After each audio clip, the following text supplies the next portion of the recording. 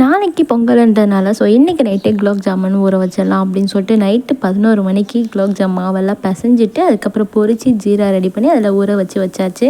உங்களுக்கு குலோப் ஜாமுன் நல்லா கிராக் இல்லாமல் ஸ்மூத் அண்ட் ஷைனியாக வரணும் அப்படின்னா குலோப் ஜாமுன் மாவு பிசையும் போது நல்லா சில்லுன்னு இருக்கிற மில்கை கூட கொஞ்சம் கொஞ்சமாக சேர்த்து பிசைஞ்சுக்கோங்க. ஒருவேளை நீங்கள் பிசைகிற மாவு கொஞ்சம் லூஸாக தண்ணி ஆகிடுச்சு அப்படின்னா அதில் கொஞ்சமாக மைதா மாவு சேர்த்துட்டு நல்லா பிசைஞ்சிட்டு அதுக்கப்புறம் உங்களுக்கு வேணுன்ற சைஸில் உருண்டை பிடிச்சி பொரிச்சு எடுத்துக்கோங்க. இப்போ சுகர் சிரப்புக்கு 3 கப் சர்க்கரை, 2 கப் தண்ணி, கொஞ்சமாக ஏலக்காய் இல்லாட்டி ஏலக்காய் தூள் சேர்த்து நல்லா கொதிக்க வச்சு சர்க்கரை பாக கொஞ்சம் வெதுவெதுப்பாக இருக்கும் போது பொரிச்சு வச்ச ஜாமுன் எல்லாத்தையும் அதில் போட்டு 2 மணி நேரம் ஊற வச்சுட்டு அதுக்கப்புறம் ஓப்பன் பண்ணி பார்த்தீங்கன்னா சூப்பரான சாஃப்டான ஒரு குலாப் ஜாமுன் ரெடியாக இருக்கும். ஸ்வீட்லாம் செஞ்சு முடிச்சுட்டு அதுக்கப்புறம் தூங்க போகிறதுக்கு முன்னாடி வீட்டில் மருதாணி இருந்துச்சா அதை கையிலேயே வச்சு முடிச்சாச்சு. இந்த மருதாணி வைக்க எனக்கு ரொம்ப பிடிக்கும். யாருக்கெல்லாம் மருதாணி வைக்க பிடிக்குமோ கமெண்ட்டில் க்ரீன் ஆட் கொடுத்துருப்போங்க.